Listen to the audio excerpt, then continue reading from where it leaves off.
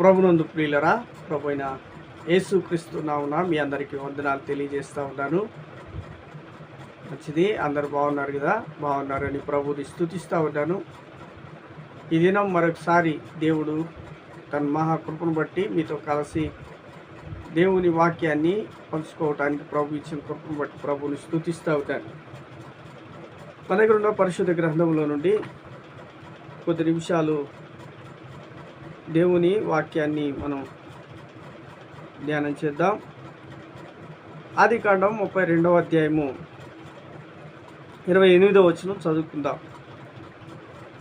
అప్పుడు ఆయన, నీవు దేవునితోనూ మనుషులతోనూ పోరాడి గెలిచితివి గనుక ఇక మీదట నీ పేరు ఇశ్రాయేలే గాని యాకోబు అనబడదని చెప్పెను. చదవబడిన లేఖనాల నిమిత్తమై చిన్న ప్రార్థన చేస్తాను, ఏకీభవించండి. ప్రేమగల తండ్రి, పరిశుద్ధుడు అయిన దేవా, నీకు వందనాలు, స్తోత్రాలనైనా. చదవబడిన లేఖనాలను మీరు ఆశీర్వదించి దీవించండి. మా ఆత్మీయ జీవితాలకు మేలు కలుగునట్లుగా మీరే మాకు పంచిపెట్టండి తండ్రి. నీకు స్తోత్రాలు ఆ తండ్రి. నాయనా, మరి మాటలు శబ్దవంతం ద్వారా వినబడుచుండగా పిలుచున్న వారికి వినుబుద్ధిని కలిగించండి, లోబడే మనస్సును దయచేయండి. అయినా మాటలను గ్రహించి అయా మీకు విధేయులవుటకు, రక్షణ లేని వారు రక్షణ పొందుటకు సహాయం చేయమని మేమందరం కూడా ఇలాగూ ఈ వాక్య లేఖనాల ద్వారా హెచ్చరించబడిన వారమై మీ నామానికి మహిమకరంగా అనేకులకు ఆశీర్వాదకరంగా జీవించడానికి కృప చూపించమని ప్రార్థిస్తూ తద్వారా వచ్చే మహిమగంత ప్రభావం మీరు పొందమని మా ప్రభు అయిన యేసుక్రీస్తు నామములో కృతజ్ఞతాస్తులు చెల్లించి ప్రార్థించి అడిగి పెట్టుకుంటున్నాం తండ్రి, ఆమేన్. మంచిది ప్రియులరా, ఈ సమయంలో మనం చదువుకున్నటువంటి లేఖన భాగాన్ని మనం జ్ఞాపకం చేసుకుంటున్నట్లయితే యాకోబు ఆశీర్వదించబడినటువంటి ఘట్టాన్ని మనం చూస్తూ ఉన్నాం. వాస్తవానికి మోసగాడైనటువంటి యాకోబు, అంటే భ్రష్టుడైన యాకోబు శ్రేష్ఠుడయ్యాడు అని చెప్పాలి. తన మోసకరమైనటువంటి పరిస్థితుల్లో నుండి విడిపించబడిన వాడై దేవుని ద్వారా ఆశీర్వదించబడి ఆశీర్వాదానికి కారకుడయ్యాడు అనే విషయాన్ని ఇక్కడ మనం చూస్తూ ఉన్నాం.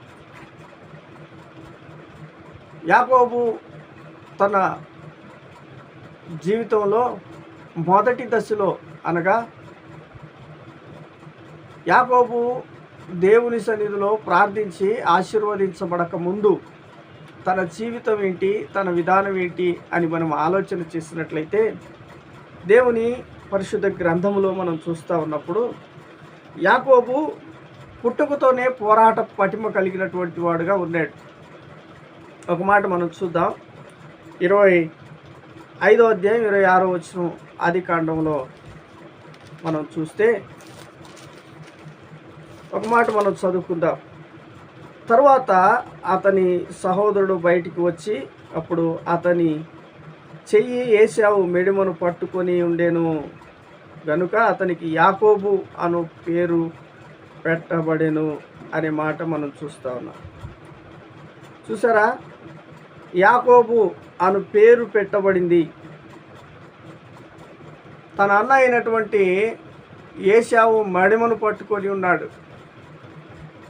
పుట్టుకతోనే తన జీవితంలో పోరాటం చూస్తూ ఉన్నాం.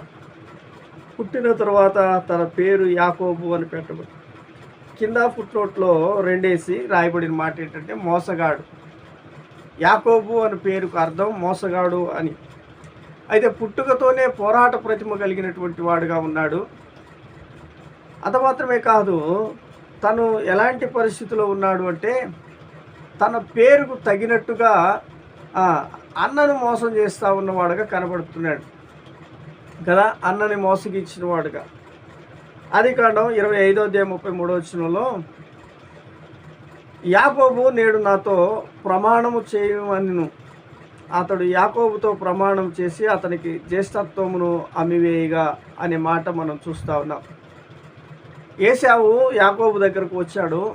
యాకోబు వండుతున్నటువంటి ఆ వంటకాన్ని చూసి నాకు ఆకలి అవుతుంది, అన్నం పెట్టు, నాకు ఆ వంటకాన్ని నాకు ఇవ్వు, నేను తినాలి అని అడిగినప్పుడు యాకోబు అన్న కదా, అన్నకి ఇవ్వాల్సినటువంటి వాడు అన్నతో వ్యాపారం చేస్తూ ఉన్నాడు.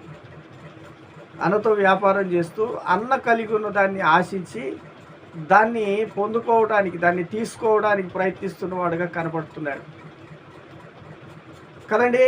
ఆ ఆహారం విలువ, జ్యేష్ఠత్వం విలువ ఒకటేనా అని మనం ఆలోచన చేస్తే, యాకోబు ఆహారాన్ని ఇచ్చి తన జ్యేష్ఠత్వాన్ని లాక్కోవడానికి స్వార్థంగా ప్రయత్నిస్తున్నవాడు, ప్రవర్తిస్తున్నవాడు, తన అన్నను మోసగిస్తున్నవాడుగా కనబడుతున్నాడు. ఎంత విచిత్రమైనటువంటి సన్నివేశం మనం ఇక్కడ చూస్తూ ఉన్నాం. రెండవదిగా మనం చూస్తూ ఉన్నప్పుడు చూడండి, ఆదికాండం 27వ అధ్యాయం 19వ వచనంలో అక్కడ యాకోబు తన తండ్రిని మోసం చేస్తూ ఉన్నాడు కదా. 19వ వచనం చూస్తే, అందుకు యాకోబు, నేను ఏశావు అను నీ జ్యేష్ఠ కుమారుడును, నీవు నాతో చెప్పిన ప్రకారము చేసి ఉన్నాను. నీవు నన్ను దీవించుటకై దయచేసి లేచి కూర్చుండి నేను వేటాడి తెచ్చిన దానిని తినమనిను అనే మాట మనం చూస్తా ఉన్నాం. అవును, యాకోబు తండ్రి దగ్గరకు వచ్చాడు. తండ్రి దగ్గరకు వచ్చి, తండ్రి, నీవు నాతో చెప్పావు కదా, నేనే ఏశావును, నువ్వు చెప్పినట్లుగా నేను చేసి నీ యొద్దకు ఆహారాన్ని తీసుకొచ్చాను, నువ్వు లేచి భుజించి నన్ను ఆశీర్వదించు అంటున్నాడు. వాస్తవానికి యాకోబు ఎవరికి చెప్పాడు? తన పెద్ద కుమారుడైనటువంటి ఏశావుకు చెప్పాడు. ఏశావుకు చెప్తే ఏశావుకు బదులు యాకోబు ఏం చేస్తున్నాడంటే, నేనే ఏశావును అని మోసగిస్తున్నాడు కదా. చెప్పింది ఒకరికి, చేసేది ఒకరు. ఎంత మోసకరమైనటువంటి జీవితాన్ని! అన్నను మోసం చేస్తూ ఉన్నాడు, తండ్రిని మోసం చేస్తూ ఉన్నాడు అనే విషయాన్ని ఇక్కడ మనం చూస్తూ ఉన్నాం. అంత మాత్రమే కాదు, మరి ఒక మాటను మనం జ్ఞాపకం చేసుకుంటున్నట్లయితే, మామను కూడా మోసం చేశాడు.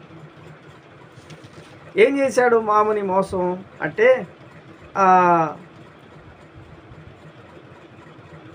ఇక్కడ ఉన్నటువంటి సందర్భం మనకు తెలుసు.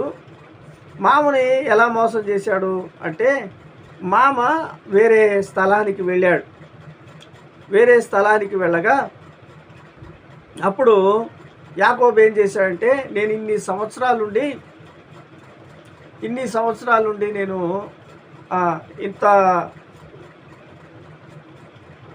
నీకు పని చేశాను, దానికి ప్రతిఫలంగా నాకేమి ఇవ్వలేదు, ఇక నన్ను ఇలాగే వాడుకుంటాడు అనేటటువంటి ఒక ఆలోచన వచ్చినటువంటి యాకోబు ఏం చేశాడంటే, వారి ఇంటి దగ్గర లేకుండా వారు కలిగిన దాన్ని అంతటినీ తీసుకుని చెప్పకుండా సీక్రెట్గా బయలుదేరి వచ్చాడు. అలాగూ మామతో మాటామంతి లేకుండా తను తిరిగి వచ్చినటువంటి సందర్భాన్ని దేవుని పరిశుద్ధ గ్రంథంలో మనం చూస్తాం. చూడండి, ఆ మాట ఒకసారి మనం చదువుకుందాం. ఆదికాండం 31వ అధ్యాయం 27వ వచనం. నీవు నాకు చెప్పక రహస్యముగా పోయి నన్ను మోసపుచ్చితివేలా, సంభ్రములతోనూ పాటలతోనూ మధ్యలతోనూ సితారతోనూ నిన్ను సాగనంపుదునే అని లాబాను అంటున్నాడు. లాబాను లేనప్పుడు యాకోబు ఏం చేశాడంటే, తన వారిని అందరినీ తీసుకొని సీక్రెట్గా బయలుదేరాడు. ఇప్పుడు లాబాను వచ్చి అంటున్నాడు, నన్ను ఎందుకు అలా మోసం చేశావు అన్నాడు. అన్న తర్వాత వారిద్దరి మధ్యన సంభాషణ జరిగింది. సరే, ఏదేమైనప్పటికీ కూడా ఇక్కడ యాకోబు తన జీవితంలో చేసినటువంటి మోసం, అన్నను మోసం చేశాడు, తండ్రిని మోసం చేశాడు, మామను మోసం చేశాడు అనే విషయాన్ని మనం చూస్తూ ఉన్నాం. అంత మాత్రమే కాదు, ఆ మాటలు మనం చదువుకుంటున్నట్లయితే 27వ అధ్యాయం ఆదికాండం 36వ వచనం. ఏశావు అంటున్నాడు, ఏశావు యాకోబు అను పేరు అతనికి సరిగానే చెల్లినది, అతడు నన్ను ఈ 2 మారులు మోసపుచ్చెను, నా జ్యేష్ఠత్వము తీసుకొనెను అనే మాట మనం చూస్తాము. అంటే యాకోబు తన పేరుకు తగినట్లుగానే మోసకరమైనటువంటి జీవితాన్ని కలిగి ఉన్నాడు. అవును ప్రియులరా, దేవుని పరిశుద్ధ గ్రంథంలో మనం చూస్తూ ఉన్నప్పుడు యాకోబు జీవితంలో, యాకోబు పుట్టుకతోనే పోరాట ప్రతిమ కలిగినటువంటి వాడుగా ఉన్న యాకోబు తన జీవితంలో మోసకరమైనటువంటి పేరుకు తగిన జీవితాన్ని కలిగిన వాడుగా ఉన్నాడు. అన్నను మోసం చేశాడు, తండ్రిని మోసం చేశాడు, మామను మోసం చేశాడు. ఇప్పుడు ఆ మోసం ఎంత ప్రమాదకరమైందంటే మోసానికి తగినట్టుగానే యాకోబు కూడా మోసపరచబడ్డాడు. అందుకే బైబిల్ గ్రంథంలో చెప్పబడిన మాటను మనం చూస్తాం కదా, మోసపోకుడి దేవుడు వెక్కిరించబడడు అనే మాట మనం చూస్తాం. నీవు ఏది విత్తుతావో దానినే కోస్తావు అని చెప్పబడిన మాట యాకోబు జీవితంలో అక్షరాలా నెరవేరినట్లుగా మనం చూస్తాం. అవును, యాకోబు జీవితంలో మనం చూస్తూ ఉన్నప్పుడు యాకోబు అక్కడ నుండి బయలుదేరి తూర్పు దేశానికి బయలుదేరినప్పుడు యాకోబు తన జీవితంలో ఏం జరిగింది అంటే, లాబాను దగ్గరికి వెళ్ళినప్పుడు లాబాను యాకోబుని మోసపుచ్చాడు. రాహేలునిచ్చి వివాహం చేస్తానని 7 సంవత్సరాలు కొలువు చేయించుకొని రాహేలుకు బదులుగా లేయానిచ్చి వివాహం చేశాడు, మోసపరిచాడు. రెండవసారి మరలా 7 సంవత్సరాలు కొలువు చేయించుకొని రాహేలునిచ్చి వివాహం చేశాడు. ఆ తర్వాత తన జీతానికి కదా, ఇలాగూ తన జీవితంలో కొన్ని సంవత్సరాలు లాబానుకి జీతగాడుగా ఉండి తన ఇంటి పని చేస్తున్నవాడుగా, ఎంతో శ్రమ కష్టాన్ని అనుభవించిన వాడుగా కదా, మోసానికి ప్రతిగా తన జీవితంలో మోసకరమైన పరిస్థితులు చోటు చేసుకోవడం వల్ల వాటికి శిక్షను అనుభవించిన వాడుగా మనం చూడవచ్చు. అది ఒక శిక్షనే చెప్పాలి కదా. అవును, మనము ఏది విత్తుతామో దాన్నే మనం కోస్తాం. జాగ్రత్త ఆలోచన చేయండి.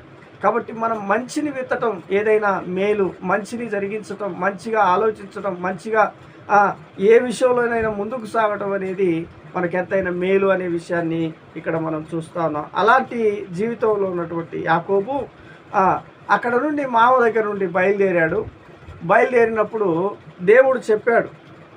ఏమని చెప్పాడు? యాకోబు, నీవు లేచి బయలుదేరిరా, నేను నీకు చూపించినటువంటి ప్రాంతానికి వచ్చి నాకు అక్కడ ఆరాధన చేయని చెప్పి ప్రభువు చెప్పిన మాట.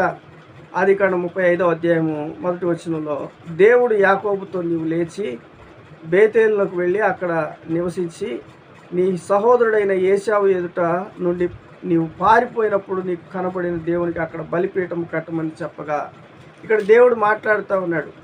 యాకోబు, నువ్వు లేచిరా, నీవు లేచి వచ్చి దేవుడు నీకు ఎక్కడైతే కనపడ్డాడో, ఎక్కడైతే దేవుడు నీతో మాట్లాడాడో ఆ స్థలాన్ని నీవు ఏర్పాటు చేసుకో, ఆ స్థలాన్ని జ్ఞాపకం చేసుకో, ఆ స్థలాన్ని తిరిగిరా, అక్కడ నీవు దేవునికి బలిపీఠం కట్టి దేవుణ్ణి ఆరాధించు అని చెప్తా ఉన్నాడు. అప్పుడు యాకోబు అలాగున్న దేవుని మాట ప్రకారంగా బయలుదేరి వస్తున్న సందర్భంలో యాకోబుకి కొన్ని సమస్యలు ఎదురయ్యాయి. అవును, దేవుని మాట ప్రకారంగా మనం జీవిస్తూ ఉన్నప్పుడు, దేవుని మాట ప్రకారంగా మనం నడుచుకునేటప్పుడు మన జీవితాల్లో ఎన్నో శ్రమలు వస్తాయి, ఎన్నో ఇబ్బందులు వస్తాయి, ఎన్నో ఇబ్బందికరమైన పరిస్థితులను ఎదుర్కోవాల్సినటువంటి అవసరతలు ఉంటాయి అని మనం చూస్తాం. అందుకే దేవుని దైవ గ్రంథంలో రాయబడిన మాట ఏంటంటే, పేతురు రాసిన మొదటి పత్రిక 1వ అధ్యాయం 7వ వచనంలో రాయబడింది, అవసరం బట్టి నానా విధములైన శోధనల చేత మీరు ప్రస్తుతం కొంచెం కాలము శోధించబడవలసి వస్తుంది. అవును, శ్రమలు వస్తాయి, ఇబ్బందులు వస్తాయి, ఇరుకులు వస్తాయి, సమస్యలు వస్తాయి.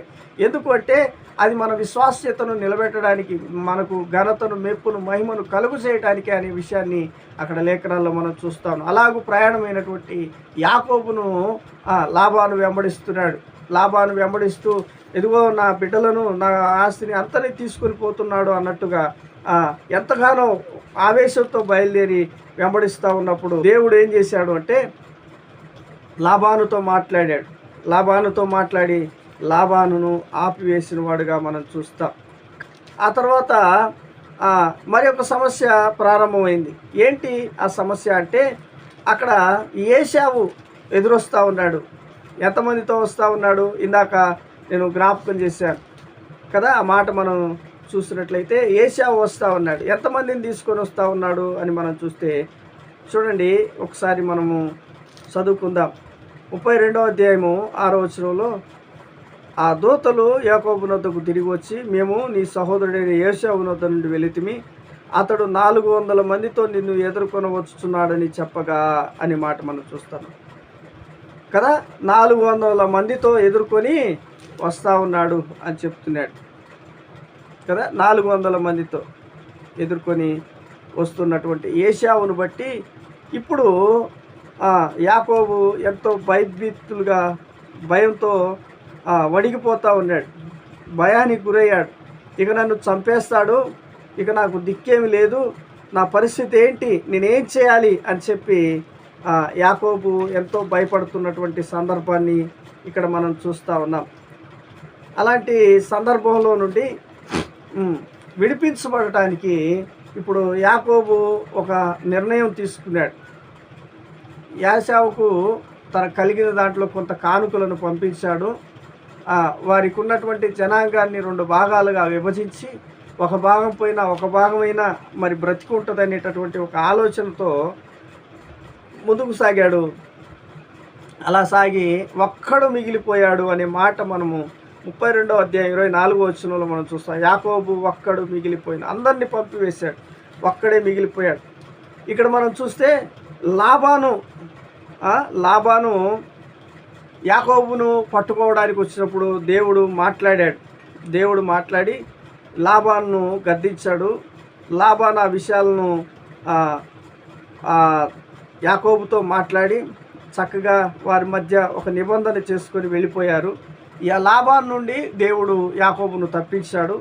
తర్వాత ఏశావు నుండి తప్పించబడటానికి యాకోబు ఎంతో భయభీతులకు గురై ఒక్కడిగా మిగిలిపోయిన సందర్భాన్ని మనం చూస్తూ ఉన్నప్పుడు, యాకోబు చేసినటువంటి ఒక శ్రేష్టమైన పని ఏంటి అంటే, తాను ఒక్కడుగా మిగిలిపోయిన తర్వాత 25వ వచనంలో, తాను అతనిని గెలవకుండుట చూచి తొడగూడి మీద అతనిని కొట్టెను. అప్పుడు అతడు ఆయనతో పెనుగులాడుట వలన యాకోబు తొడగూడు వసిలెను. ఆయన తెల్లవారుచున్నది కనుక నన్ను పోనిమ్మని అతడు, నీవు నన్ను ఆశీర్వదించితేనే కానీ నిన్ను పోనీయను అనెను. ఇక్కడ యాకోబు ఎంత బలవంతంగా దేవుని సన్నిధిలో ప్రార్థనలో గడుపుతున్నాడు. రాత్రంతా పెనుగులాడుతూ ఉన్నాడు, దేవునితో పోరాడుతూ ఉన్నాడు. ప్రార్థనా జీవితాన్ని కదా మనం చూస్తాం. అంత శ్రేష్టమైనటువంటి లక్షణాన్ని కలిగి ఉన్నాడంటే, సమస్య వచ్చినప్పుడు దేవుని సన్నిధిని ఆశ్రయించటం, సమస్య వచ్చినప్పుడు దేవుని సన్నిధిలో ప్రార్థించటం ఆత్మీయులకు అది ఎంతైనా క్షేమం అనే విషయాన్ని ఇక్కడ మనం చూస్తూ ఉన్నాం. దేవుని దైవ గ్రంథంలో మనం చూస్తూ ఉన్నప్పుడు యాకోబుకు సమస్య వచ్చింది, యాకోబుకు ఇబ్బందికరమైన పరిస్థితి కలిగింది. యాకోబు పరిస్థితి తనకున్నటువంటి జనాంగం పట్ల, తనకున్నటువంటి పరిస్థితుల పట్ల అన్ని పరిస్థితులు కూడా అనానుకూలంగా ఉన్నాయి.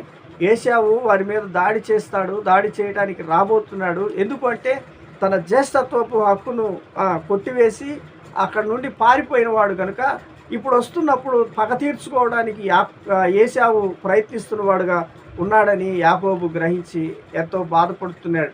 అయితే రాత్రికాల సమయంలో యాకోబు దేవుని సన్నిధిలో ప్రార్థనా జీవితాన్ని గడిపాడు. ఆ రాత్రి అంతా పెనుగులాడాడు. అయ్యా, నీవు నన్ను ఆశీర్వదించాల్సిందే, ఆశీర్వదించకుండా నేను విడిచిపెడతాను. నాకున్నటువంటి పరిస్థితులు, నాకున్నటువంటి ఆ స్థితిగతులన్నిటి నుండి నువ్వు నన్ను విడిపించి, నన్ను మార్చి అనేక జనాంగానికి ఆశీర్వాదకరంగా నీవు మారిస్తేనే నేను నిన్ను విడిచిపెడతాను, లేకుంటే నేను పోనివ్వను అని చెప్పి ఆ రాత్రంతా పెనుగులాడాడు. ఆ పెనుగులాడిన సమయంలో తన తొడగూడు వసిలింది. అంటే గాయపరచబడ్డాడు. గాయపరచబడినప్పటికీ కూడా, శ్రమ పెట్టబడినప్పటికీ కూడా దేవుని సన్నిధిలో ప్రార్థన మానలేదు. అలాంటి శ్రేష్టమైనటువంటి ప్రార్థనా జీవితం ద్వారా దేవునితో పెనుగులాడినప్పుడు ఇప్పుడు దేవుడు అడుగుతున్నాడు. ఏమంటున్నాడు? 27వ వచనంలో, ఆయన నీ పేరేమని అడుగగా అతడు యాకోబు అని చెప్పింది. ఇప్పుడు దేవుడు అడుగుతున్నాడు, నీ పేరేంటి, నువ్వెవరు అని అడిగినప్పుడు యాకోబు అంటున్నాడు, అయ్యా నా పేరు యాకోబు, నేను మోసగాడిని, నా జీవితం మోసకరమైంది. వాస్తవమే, నా జీవితంలో నేను మోసకరమైనటువంటి జీవితాన్ని కలిగి ఉన్నవాడిని. నా అన్నను మోసం చేశాను, తండ్రిని మోసం చేశాను, అలాగే మామను మోసం చేశాను. ఇలాంటి పరిస్థితులన్నిటి వల్ల నేను ఎంతో నష్టపోయానయ్యా. ఇప్పుడు ఆ మోసకరమైనటువంటి జీవితం వల్ల నా జీవితంలో మరణం ఎదురు చూస్తూ ఉంది, నాకు శ్రమ ఎదురుగా ఉంది, నాకు దుఃఖం కలిగే పరిస్థితులు ఎదురుగా ఉన్నాయి. అయితే ఈ మోసకరమైనటువంటి జీవితం నుండి నన్ను విడిపించి నన్ను ఆశీర్వాదానికి కారకుడిగా చేయి అని చెప్పి దేవుని సన్నిధిలో తాను యథార్థంగా ఒప్పుకున్నాడు. తను యథార్థంగా ఒప్పుకున్నప్పుడు ఆ మాటలను మనం చూస్తూ ఉన్నాం కదా. మనం దేవుని దైవ గ్రంథంలో మనం చూస్తూ ఉన్నప్పుడు తన అతిక్రమములను దాచిపెట్టువాడు వర్ధిల్లడు, కానీ ఒప్పుకొని విడిచిపెట్టువాడు కనికరము పొందు. అవును ప్రియులరా, దేవుని లేఖనాలు సెలవిచ్చినట్లుగా యాకోబు తన అతిక్రమాన్ని, తన పాపాన్ని, తన పాపపు స్థితిని దేవుని సన్నిధిలో ఒప్పుకొని విడిచిపెట్టి నన్ను ఆశీర్వదించు అని ప్రార్థన చేశాడు. ఎంత గొప్ప శ్రేష్టమైనటువంటి సంగతి అని మనం చూస్తూ ఉన్నాం. ఇక్కడ మనం చూస్తూ ఉన్నప్పుడు ఒకటవదిగా మనం జ్ఞాపకం చేసుకుందాం 5 విషయాలు. నెంబర్ 1, 32వ అధ్యాయం 24వ వచనం నుంచి 32వ వచనం వరకు దేవునితో పోరాడినవాడు, దేవునితో పోరాడినవాడు. 33:1-13 వరకు అన్నతో సమాధానపడ్డాడు. తర్వాత 35:1 వచనం వరకు దేవుని స్వరమును విన్నాడు. ఆ మాత్రమే కాదు, 35:7 వచనంలో దేవునికి బలిపీఠము కట్టాడు. ఈ 5 విషయాలు మనం జ్ఞాపకం చేసుకుందాం. మొదటిగా ఇప్పుడు దేవుడు సన్నిధిలో యాకోబు ప్రార్థనలో పోరాడి తన స్థితిని ఒప్పుకున్నాడు. ఈ దినాల్లో తన స్థితులను ఒప్పుకునేవారు ఎవరు కనబడట్లేదు. కాబట్టి మనము దేవుని సన్నిధిలో మన స్థితిని ఒప్పుకొని ప్రార్థన చేస్తే ప్రభు ఖచ్చితంగా మనకు సహాయం చేసేవాడు అనే విషయాన్ని దేవుని లేఖనాల్లో మనం చూస్తూ ఉన్నాం.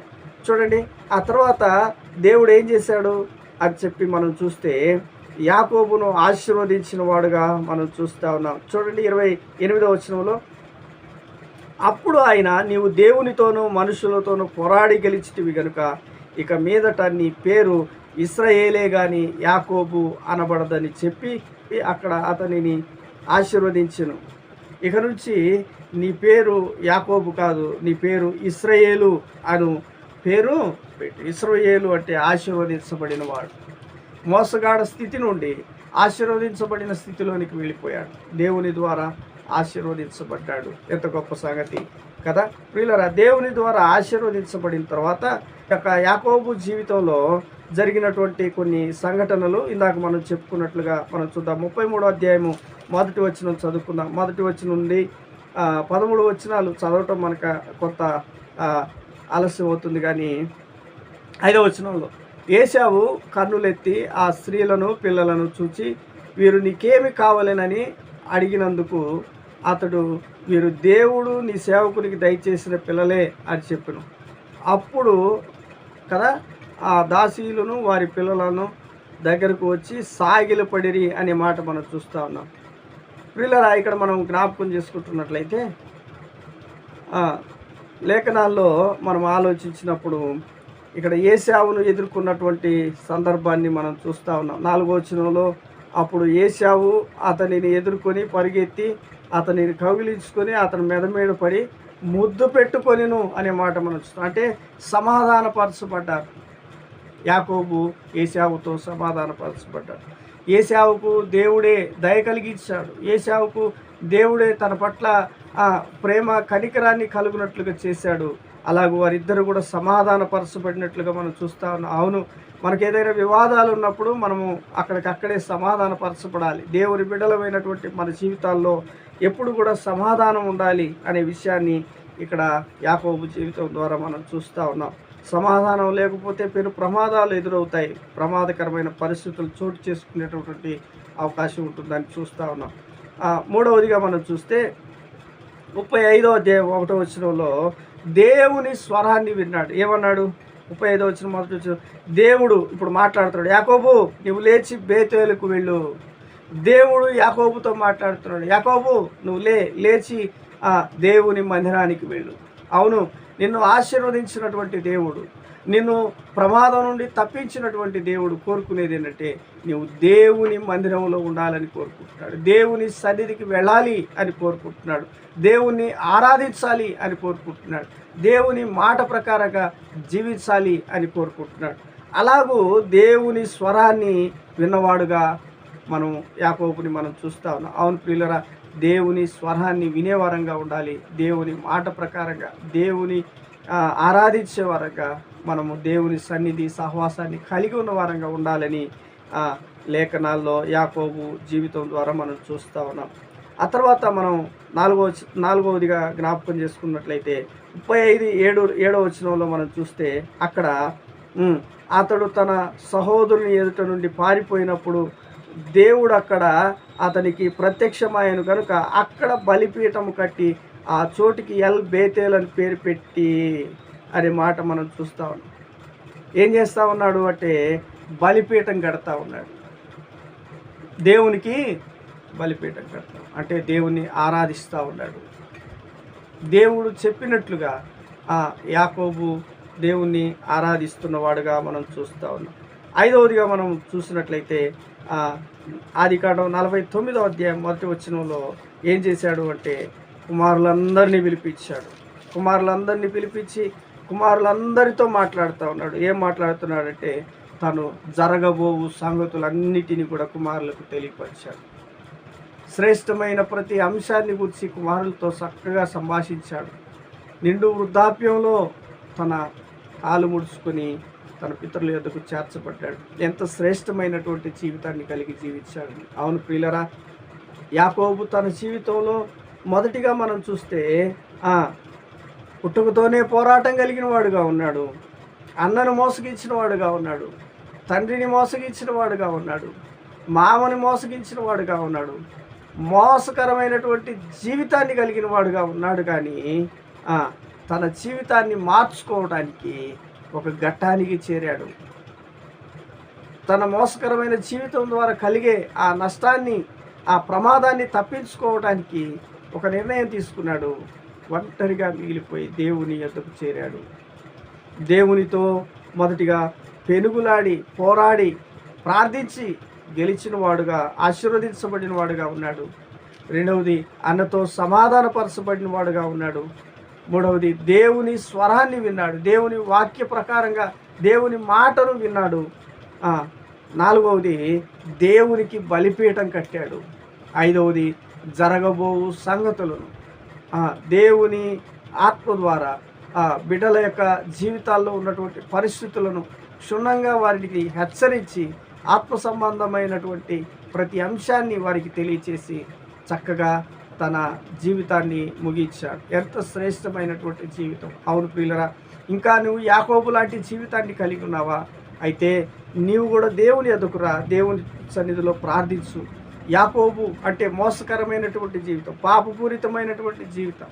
ఆ జీవితాన్ని విడిచిపెట్టి ప్రభు బిడ్డగా జీవించాలని దేవుడు కోరుకుంటూ ఉండగా నీవు ఎప్పుడైతే అవును నేను మోసగాడిని, నేను పాపంలో ఉన్నవాడిని, నేను పాప జీవితాన్ని కలిగిన వాడిని అని నీవు ఒప్పుకొని నీ పాప జీవితాన్ని విడిచిపెట్టి ప్రభువుకు అప్పగించడానికి నువ్వు ఇష్టపడతావో అప్పుడు దేవుడు ఖచ్చితంగా యాకోబును ఆశీర్వదించినట్లుగా నిన్ను కూడా ఆశీర్వదించేవాడుగా ఉన్నాడు. అందుకే దేవుని పరిశుద్ధ గ్రంథంలో మనం చూస్తూ ఉన్నప్పుడు పేతురు రాసినటువంటి మొదటి పత్రికలో 3వ అధ్యాయంలో మనం చూస్తాం 9వ వచనంలో మిమ్మలను ఆశీర్వాదానికి కారకులవుటకు నేను మిమ్మల్ని పిలిచాను అంటాడు. అవును, మనల్ని ఆశీర్వదించాలనే దేవుడు కోరుకుంటున్నాడు.